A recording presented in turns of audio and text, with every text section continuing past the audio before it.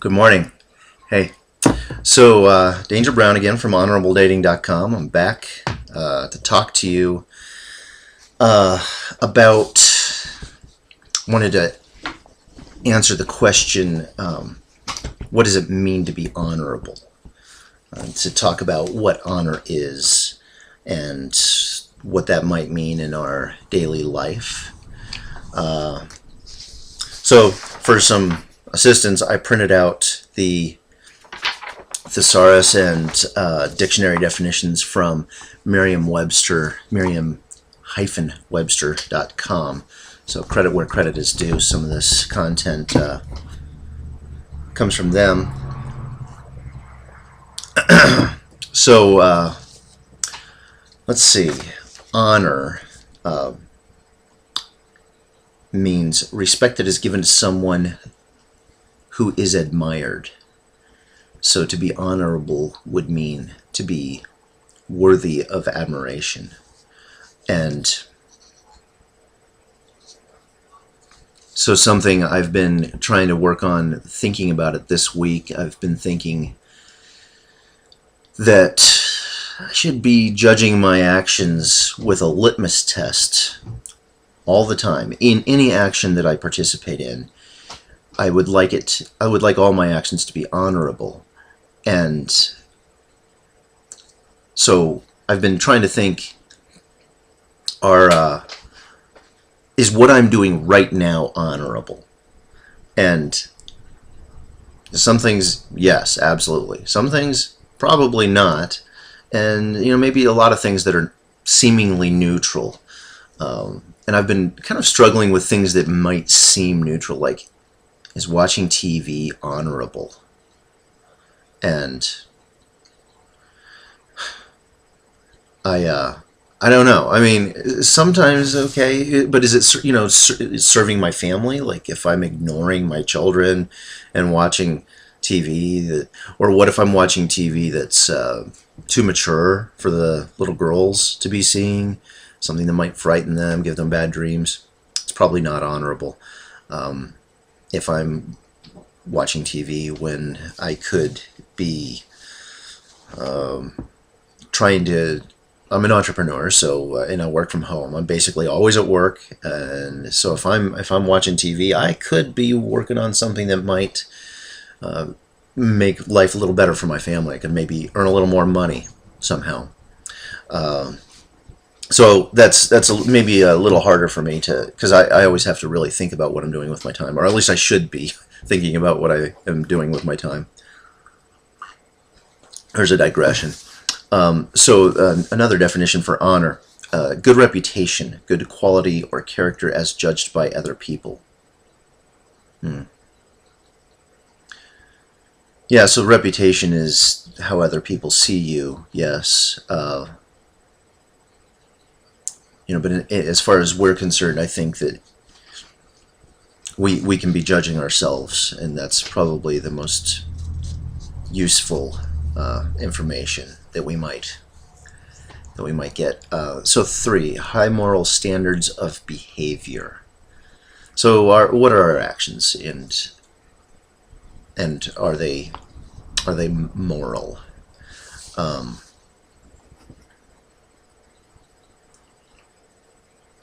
Hope you don't mind my drinking my coffee. It's morning time, and I thought I'd just wing this. I also thought I'd kind of relax, so this might wind up being a longer video. And I'm trying something new.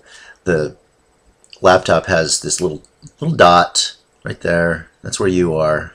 But looking at you is pretty boring, So I printed out a picture of my. In fact, I'll take it off. This is an old picture of one of my baby girls, and I cut a hole in her forehead. Oh God, hope she's okay. Anyway, so that's where the webcam is. So I can look at this. It's actually about a 6-year-old picture of my first biological baby girl, and she's a lot more fun to look at than the little webcam. And I thought I might be able to be more, I don't know, have interact like I'm talking to a human a little bit better than looking at the webcam, which seems to be a little bit of a struggle. I suppose actors don't normally look at they don't look at the camera. They're not supposed to, and it seems like it would be pretty easy to avoid because it's just this inanimate object. So full definition of honor: good name or public esteem, reputation, showing of usually merited respect, recognition. So to honor somebody, to pay honor to an important person, or to be honored by other people. Privilege, for example, had the honor of joining the captain for dinner. So honorable. Well, I don't know if that relates, but everything that we do is a privilege, especially interacting with other people, family, loved ones, people we would want to have closer relationships with.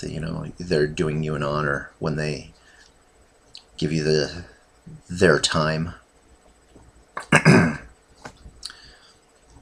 One whose worth brings respect or fame. So, for example, he's an honor to our family.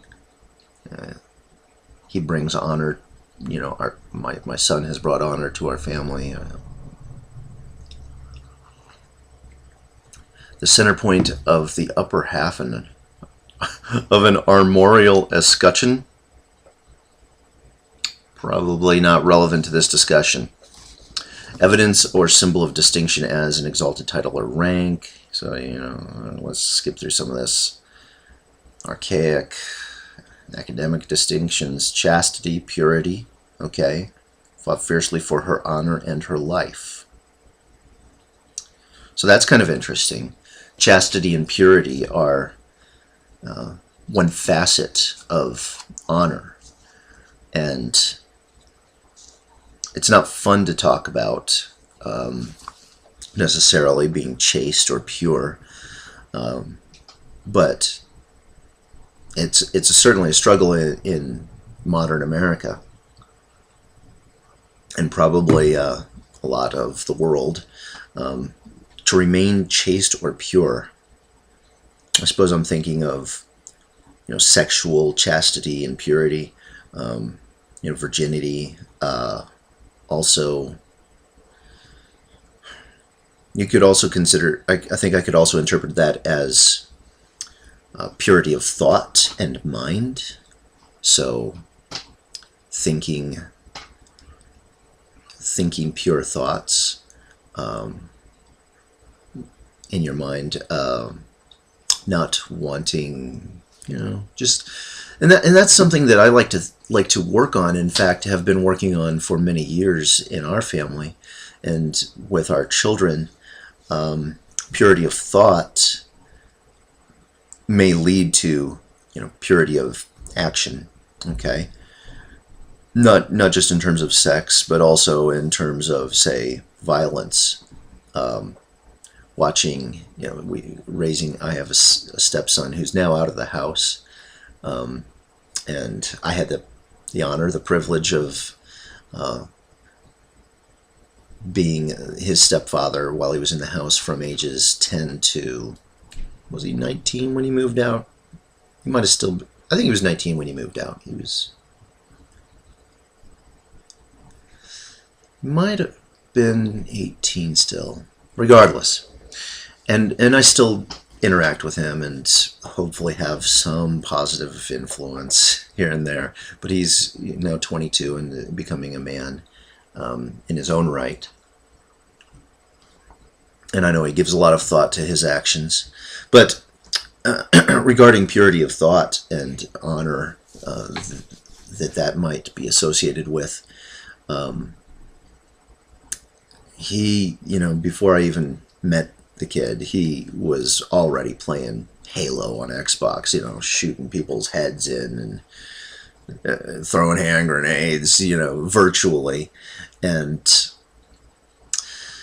I remember, it's going to sound like a criticism because my wife when we first met, I remember I went to her house and I saw this 10-year-old boy playing Halo. Might have been the first time I ever saw the kid. I think he was playing Halo sitting on the couch. And I'd never seen Halo before. I'd never seen Xbox before at this time. This is, of course, years ago. Xbox was relatively new. I didn't have one. But he's playing this thing, and it's very realistic compared to previous video games. And heads are exploding. People are flying through the air, and this realistic violence that he was not only, having, not like more than a movie, pumped into his brain. He was directly causing this virtual violence. And as a stepfather, I deferred to a large degree. That I was like, well, hey, the damage is done. I'm not the only father figure in this situation, and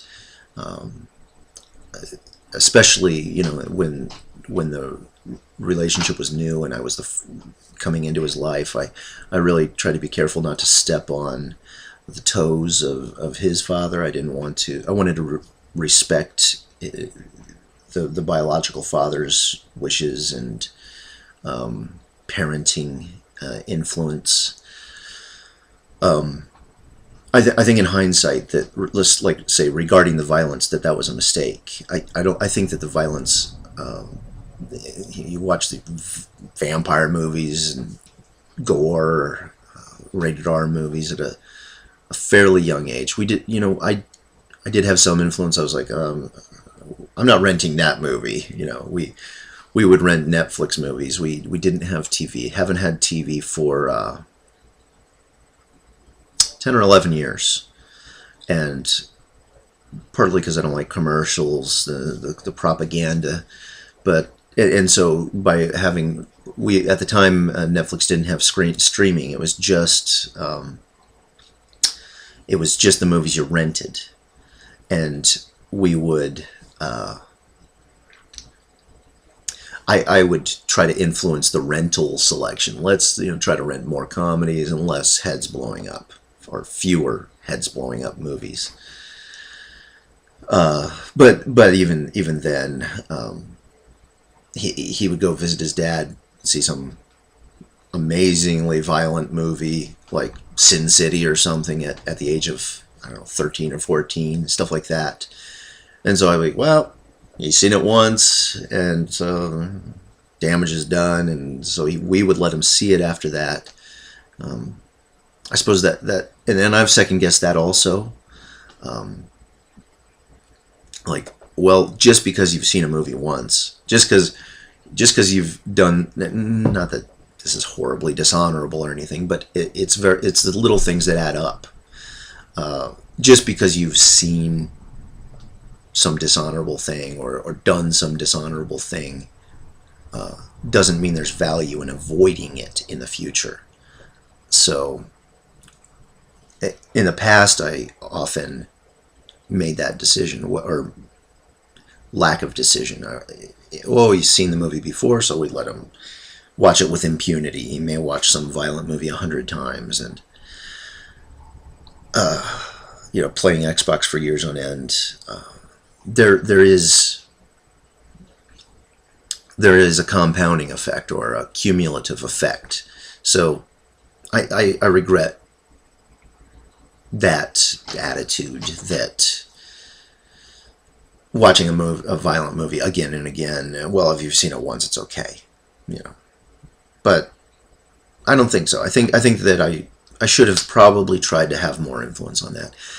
As he came into adulthood, he was considering the military and felt like his Xbox scores, his high skills with blowing up heads and sniping people in Xbox, were a legitimate credential for military action, and he found the idea romantic, appealing. On his biological father's side, there's father and grandfather had been in the military, and so he was moved to seriously consider it, which there's nothing wrong with necessarily, but I'm just pointing out that, maybe violence begets violence. So the attraction of violence, the recreational violence growing up, when he was seriously considering the military, he discussed it, and it sounded like he was talking about a video game. It really did. He was most drawn. He wanted to point the lasers at things to paint them so that airstrikes could come in and decimate whatever it is he's pointing the laser at. And it was maybe hard to express that. Listening to this, it really sounded like he did not understand the realities of war, and that he really thought of it like a video game.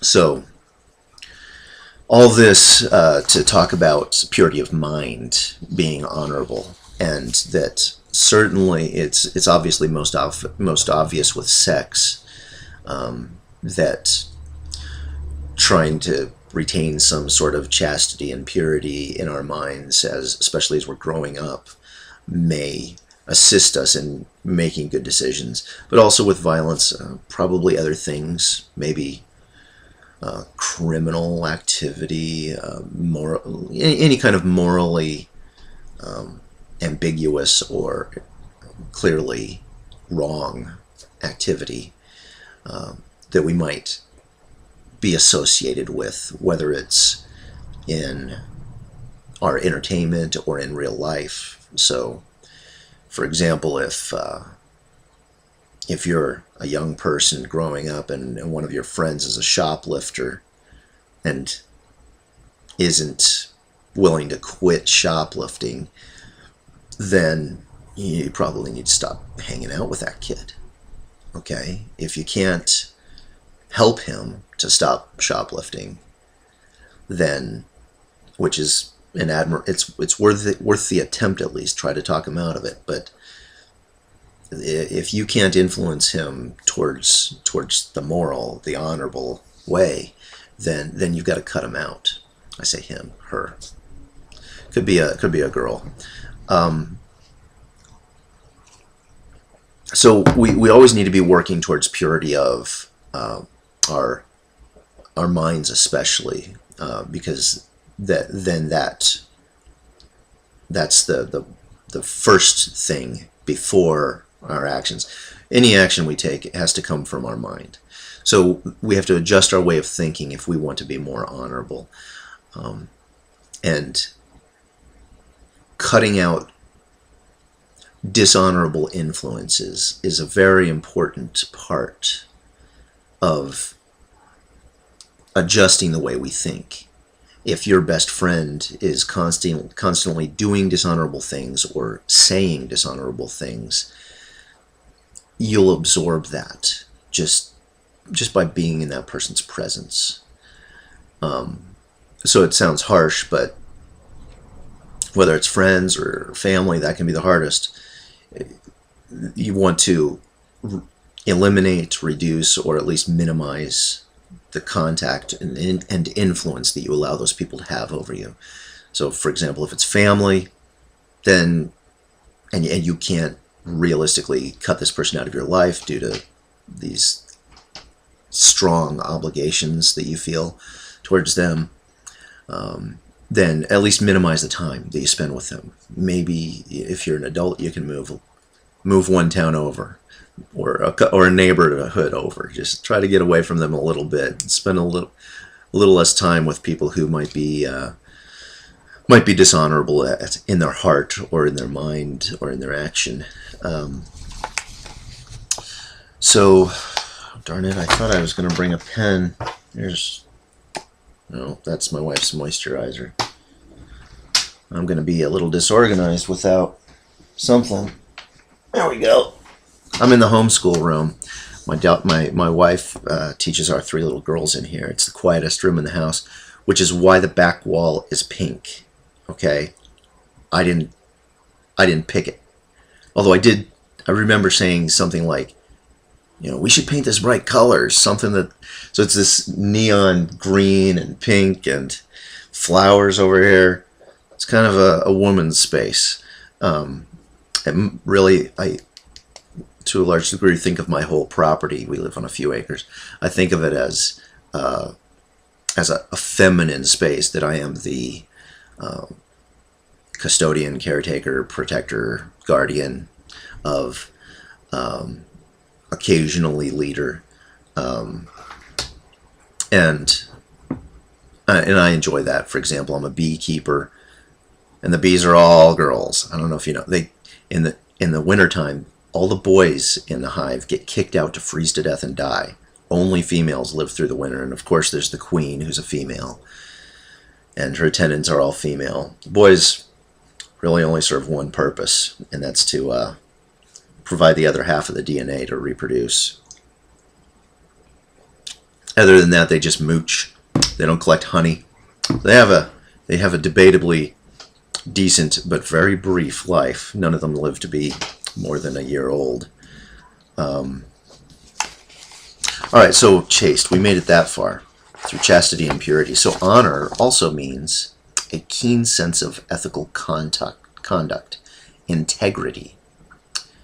A man of honor. Integrity. That's a good word. It means to do what you say you're going to do. And presumably that your actions would be good actions. And then one's word given as a guarantee of performance. For example, on my honor, I will be there on time. We in America often say I'm a man of my word. I don't know if that's a worldwide colloquialism or if that's pervasive throughout the English language. But to say that you're a man of your word means that you will do what you say you are going to do. And there are no excuses for not doing that.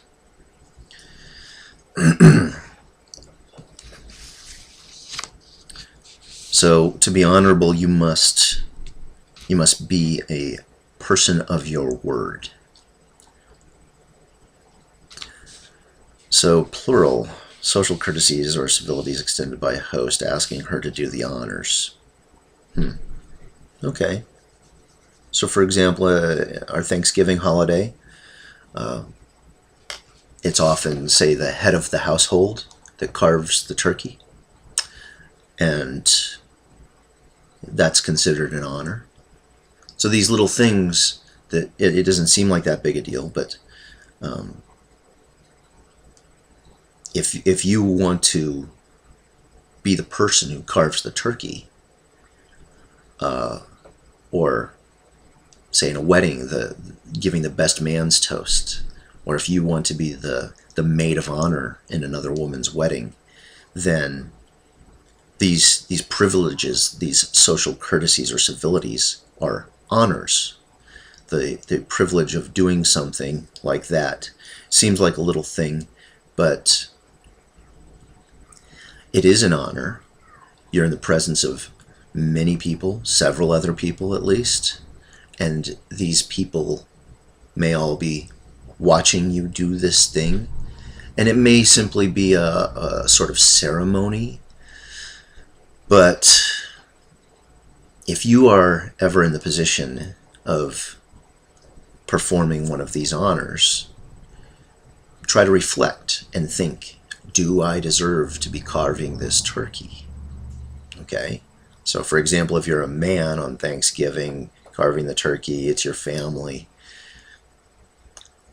Have you been honorable? Are you presently being honorable in other aspects of your relationships with these people? Are you being honorable to everyone in the room in your dealings with them? Are you cheating on your wife? Are you Are you treating your kids well, setting a good example for them? Those kinds of things. Anytime you're given a position of honor, a moment of honor and privilege, a moment where you're held in esteem or respect by other people, make sure that you are deserving of that respect. And if you feel that in any way you don't fully deserve the honor you're currently privileged to, then strive to deserve it moving forwards in the future. Okay? And then something about bridge games. Privilege of playing first from the tee in golf. That's a courtesy, I suppose. Say 4 people play golf. One of them gets to go first. I do play some golf, but not enough to know really that. I mean, do you give that to the guy who won the last game, or? I do know how to swing a club, enough not to embarrass myself anyway. But I'm not really sure about the little formalities. I suppose if it's the first time you're playing with someone, then going first, that little courtesy should be reciprocated in some way. Holding holding their clubs for them or something while you're out there on the field. So we should always reciprocate these little things, these honors that people bestow upon us. Attempt to reciprocate them twofold. Okay? If somebody does you a favor, you should try to do them 2 favors. So these are some examples of honor. Again, from Merriam-Webster.com dictionary definition of honor. So these people deserve to be treated with honor. This team brought honor to the school. The building was named in honor of the city's founder. He was prepared to fight to defend his family's honor. She has a keen sense of honor. Okay. He would not do it as a matter of honor. So refusing to do something as a matter of honor. We need a lot of that. You should probably refuse to do something every day as a matter of honor. There's so many little dishonorable things we could be doing. Maybe it's turning down an alcoholic beverage that somebody offers you, or any other number of things. Little courtesies. It was an honor to be invited. I'm going to skip some of this. We're already, 28 minutes in? Okay. And I got a lot we could go through. I mean, honor is such a big deal. It's such a big subject, and so little thought seems to be given to it by so many people. I think a lot of people are just sleepwalking through their life. Just being reactionary. Their life is happening to them, and they're not making their life happen. And you must be in charge of your life if you want to be honorable. You have to be in charge of yourself and who you are to be in charge of what you're doing. So synonyms: honesty, integrity, probity. I don't know what probity is, actually. I don't know the definition. You should probably look it up, though. You can Google it on another tab. Maybe you'll learn something. Righteousness, uprightness. Yes. So antonyms, meaning the opposite of honor, would be baseness, dishonor, lowness, excuse me. So these are related words related to honor and being honorable. To be honorable, you must be these things. Blameless. Wow. Wouldn't we all like to be completely blameless in everything? Innocent, right? Character. Yes, we must have character. Yeah. Conscientiousness, decency, fairness. We have to be fair with other people if we want to be honorable.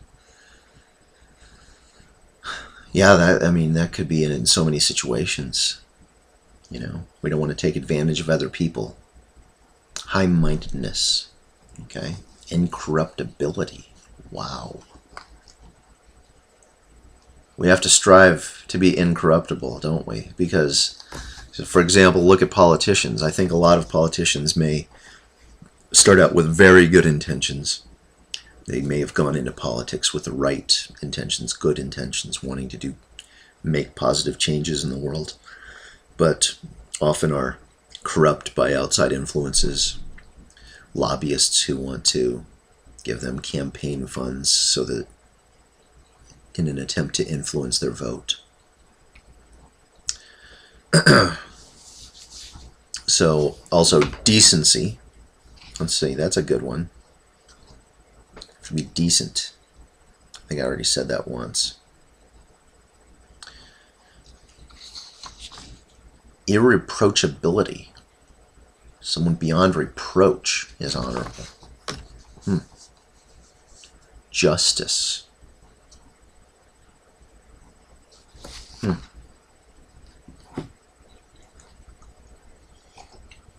trying to think how justice applies in my home life with my family, my children, the people I love.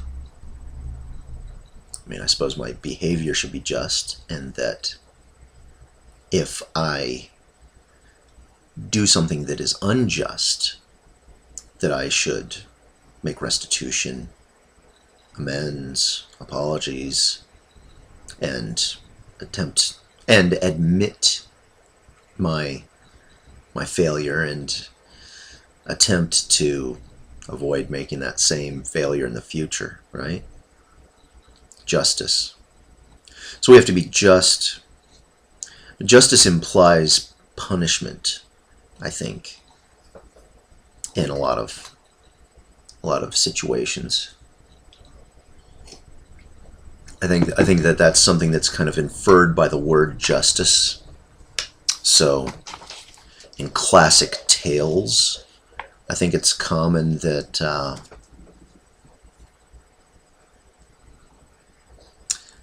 someone defending his family's honor, so someone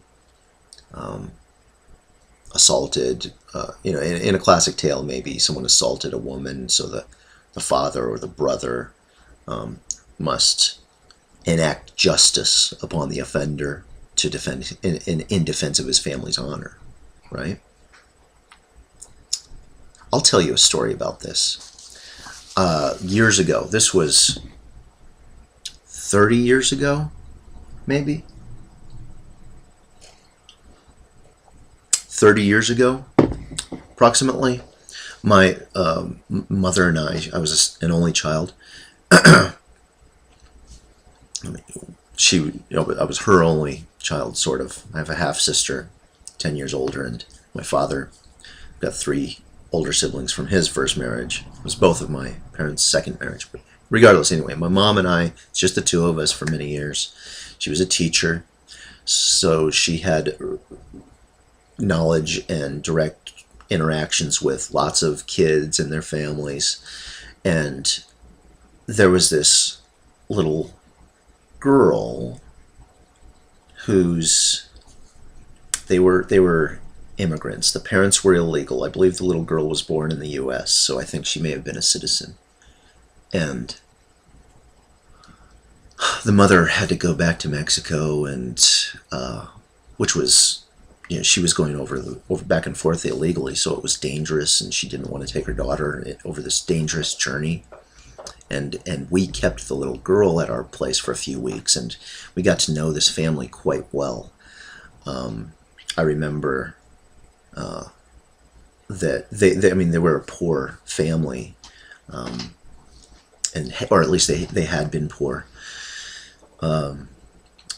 It was, I believe, this girl's cousin who was raped. I did not know the girl. I was 12, 10, something like that. But this girl had been raped. And I believe she was raped by a cousin, first or second cousin, something like that. She was raped by someone who was not too distantly related to her. And this dishonorable act demanded justice. The family went to the police. The rape was reported. But the police didn't have enough physical evidence or what have you. And also, I think that the language barrier was probably a problem. I think all the adults in the situations were Spanish-speaking only, or broken English at best. And this family did not get their justice through the police. The police failed to find justice for this family. And the assailant, this rapist, this dishonorable person, was still running around town driving a pickup truck. And the father of the girl who was raped killed him, shot him dead. The father had attempted to he'd hoped that the police would punish the man. The man didn't receive punishment. And when he shot this man, the assailant, the rapist, when the father shot the rapist, which I believe was his nephew, the rapist was sitting in the front seat of a truck, a pickup truck, and had a rifle on the seat with him. So he was an armed man, which is traditionally part of honor, not killing an unarmed man. I'm not sure how important that aspect of it would be in this case, but it's kind of a classic example of a very real life example. This family needed this father needed to restore honor to his family, and justice is sometimes part of that. The father was also seen fairly sympathetically by authorities. I don't know if there was a trial or if the DA was simply a little bit generous, but I believe that he only got a relatively short period of I think his sentence was less than 10 years, 7 or 8 years. And for murder, probably first-degree premeditated murder. It was a short sentence. And that sentence reflected, if not a jury, the district attorney's estimation of what a jury might do. Because although the man had obviously murder, it's not exactly an eye for an eye. It's not quite balanced, to eliminate somebody from existence for what was obviously a horrible crime. But he didn't kill the girl. Anyway, I always thought of it as a fairly romantic story. I kind of liked it. I kind of liked knowing that this father defended his family's honor and did what he thought was right. And it was also in my impression, my understanding of the situation was that in the area, the rural area of Mexico where they came from, there really wasn't a lot of law enforcement. So law enforcement really fell on the villagers. The sort of. I hope this doesn't sound bad, but they're poor. Sort of dirt farming kind of peasant sort of class of people.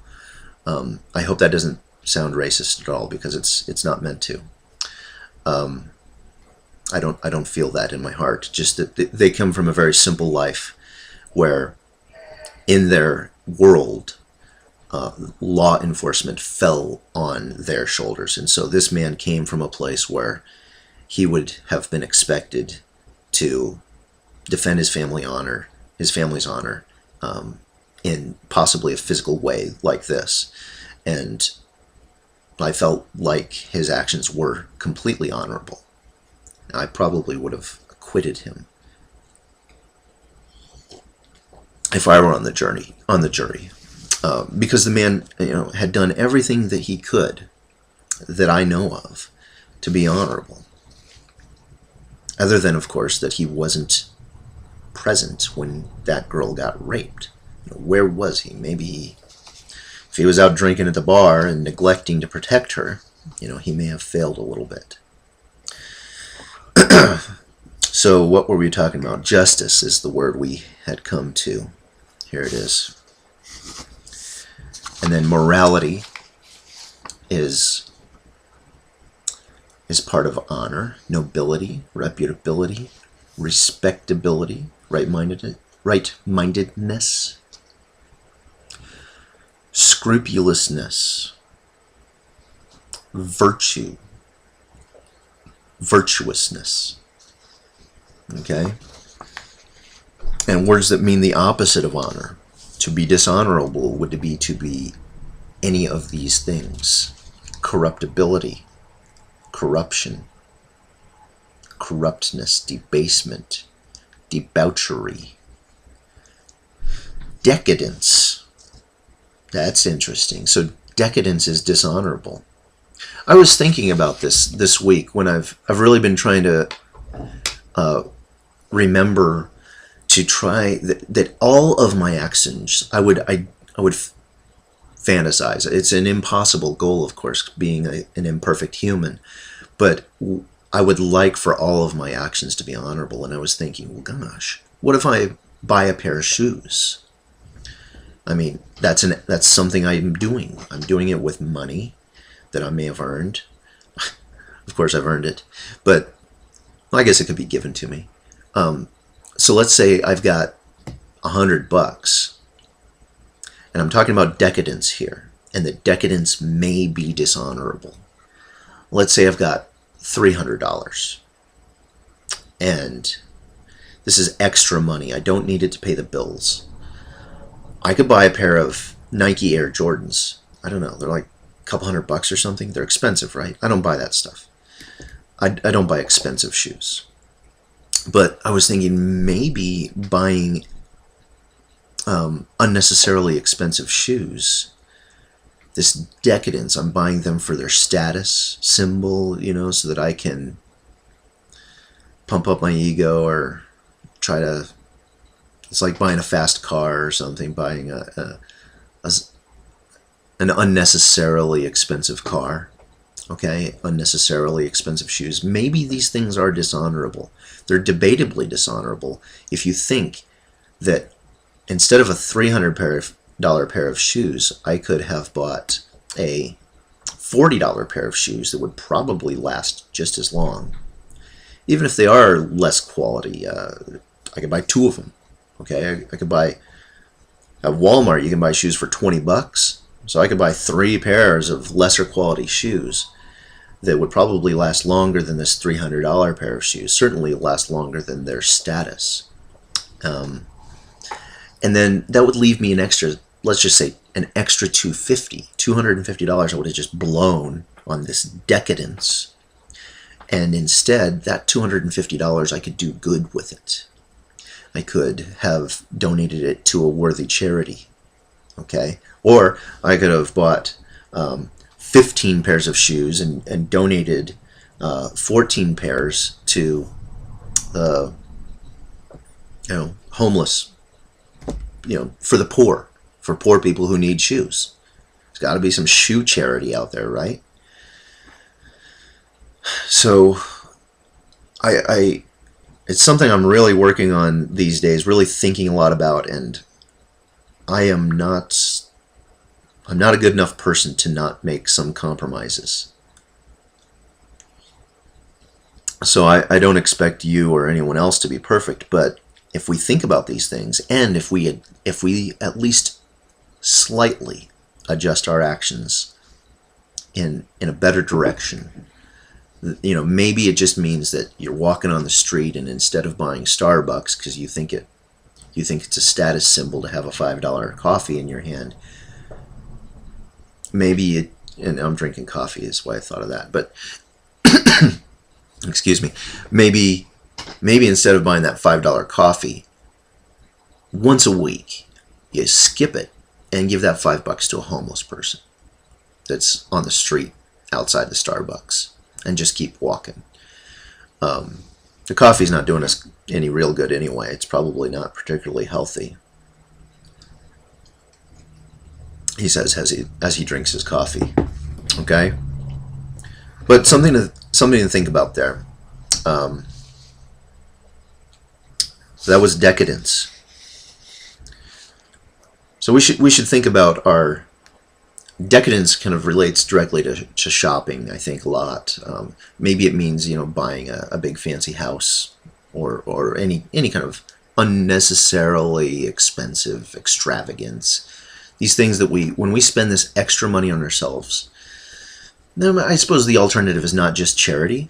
Maybe you bought a Corvette because you were trying to attract someone of the opposite sex or whatever, so you bought a fancy car that is beyond its utilitarian use. It's decadent. You bought a BMW when you could have bought a Nissan that would have been just as reliable. You would have saved, anyway, this extra money that you would have saved, that money could go into say one of these IRAs for kids. So your kid's college fund, okay? Or, I mean, some of you might be younger, you don't have kids yet, but someday you will. And being financially secure when in the future may be an act of honor. So even if you're just young, single, you don't think it matters. If you run up your credit card bills like I did when I was 18, I was stupid. And I had these credit card bills, and then later I got married, and my wife was burdened with my credit card bills, and it caused her stress. Okay? So this act that occurred years before, you know, when I went out and used a credit card to, I don't know, go to Disney World or put gas in my car and just, who knows, go to the movies, okay? Use credit cards for stupid things like that when I was young. I wound up with these stupid credit card bills. And I know I didn't need to. It was just ignorance. And I call it stupidity. Ignorance maybe is better. I'd like to think it was just ignorance instead of stupidity. But it feels pretty stupid. Now, in hindsight, it feels pretty stupid. And so that financial irresponsibility was when I made an irresponsible financial decision when I was young.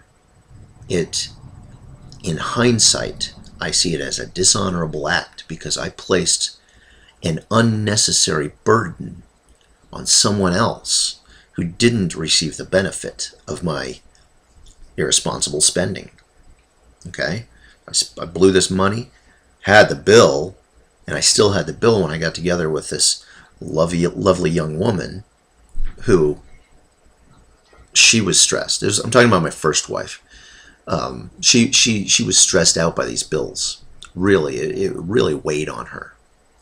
And that was an unfair thing that was my fault. And there was no easy way to fix it. Sure, pay off your bills. Well, I mean, pay off those old bills. Now that I'm married to this woman, every dime that I spend to pay off those old debts is money that I could have spent to make her life a little more comfortable. So, anyway, being financially responsible, frugal, especially when spending on yourself, spending unnecessarily on yourself is possibly, circumstantially dishonorable, and you should be aware of that. Eventually you'll have kids, and the money that you blew when you were young on stupid things you could have been saving up for a down payment on a house, what have you, for investments that would make your family more prosperous in the future. Okay, so decadence being a matter of honor, I think is really very relevant. Financial responsibility as a matter of honor is definitely relevant, and I don't think I'm going to get through. I've only made it through 1.5 pages, and I printed out 4 pages, so we're coming up on an hour. I'll probably start tapering this off. We'll maybe try to target it at about an hour. Another thing that would be the opposite of honor: degeneracy. Degenerate. To be a degenerate. Degradation. Depravity. Depraved. What is depraved?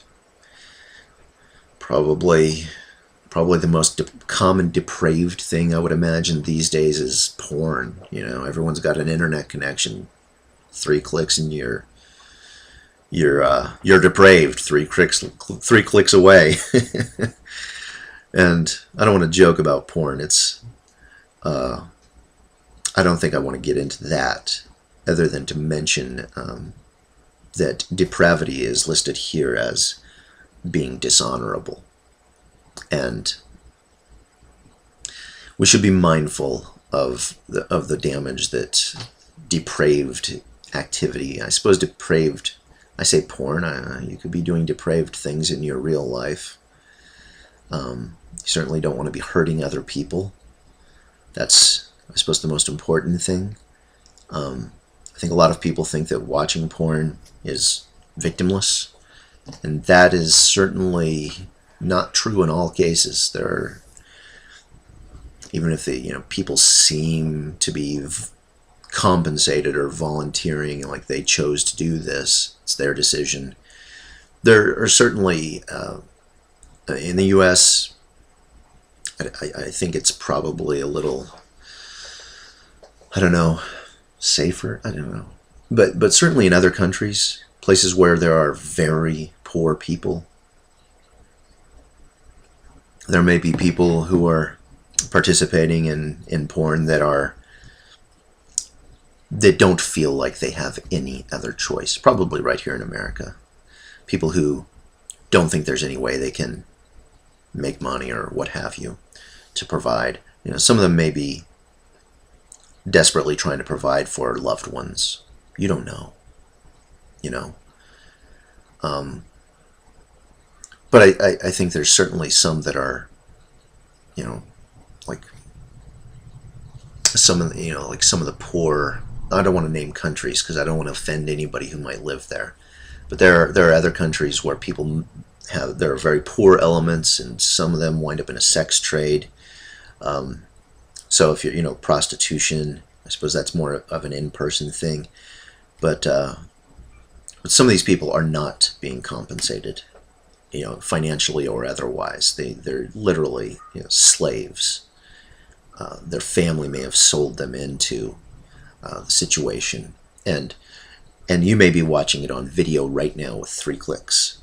And when you watch it, even if it's a free site or something, there's advertising on that site. That site's making money off of you watching it. Even if you don't ever pay anything, the advertisers, as an internet marketer, I understand that advertisers pay for impressions. Sometimes they pay for clicks, but generally you can figure they're paying for impressions.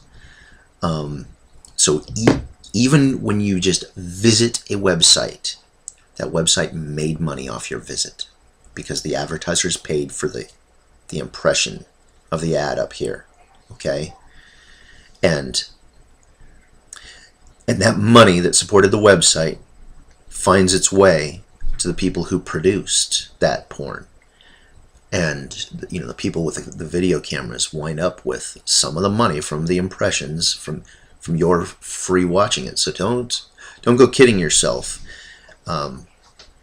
There are certainly people who are being harmed by that industry, and there is certainly profit coming from your computer that's going to the producers of this content, and therefore you've got at least a small amount of that, I don't know, I want to say blood on your hands.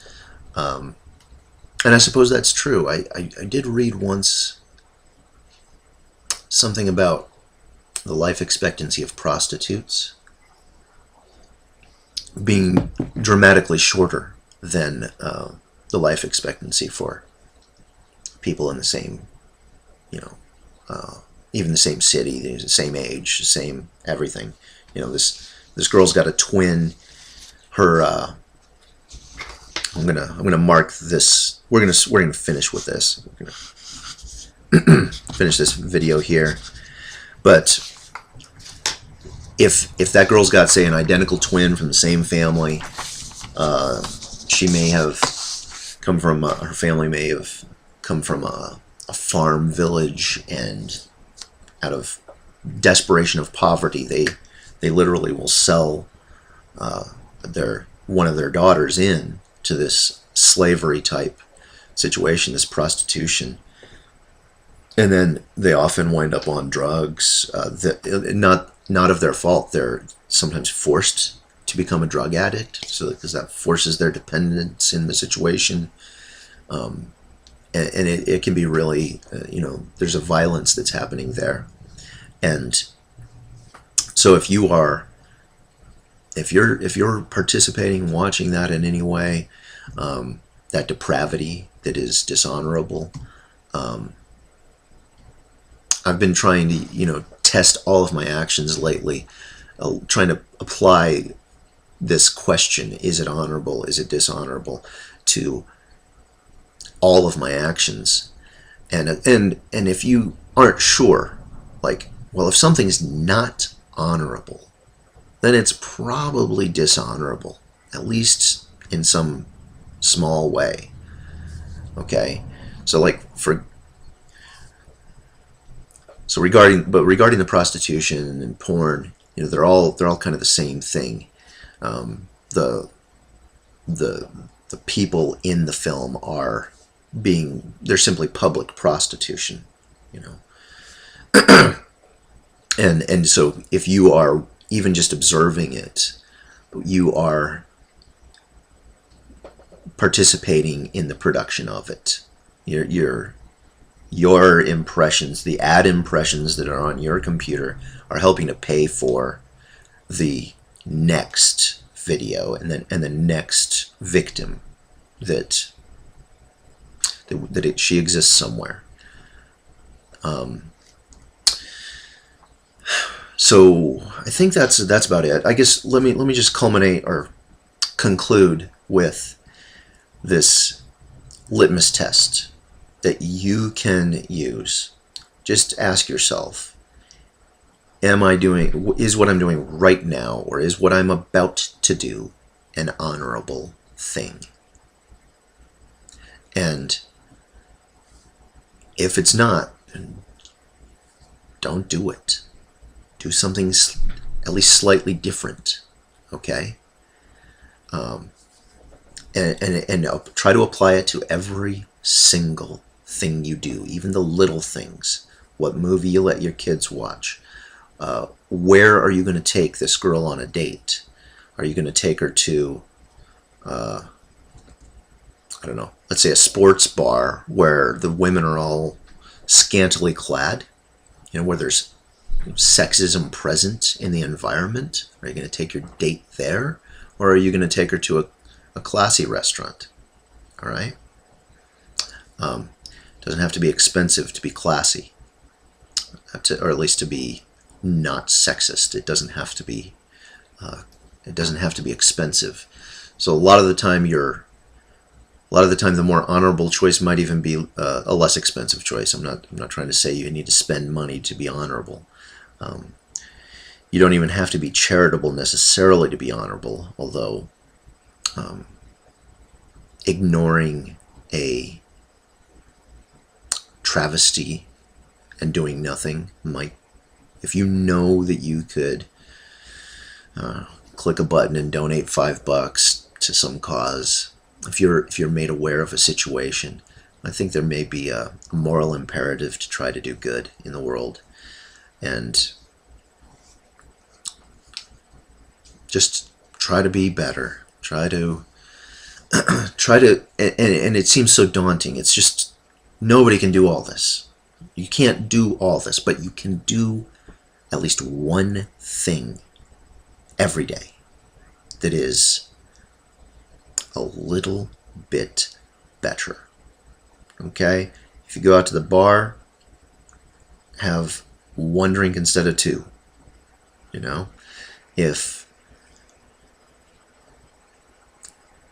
it doesn't matter what you're doing. If you're buying the pair of shoes, if you're having lunch, I'm concerned about my health lately. So for me, I'm thinking that, I sit at the computer, I work on the computer.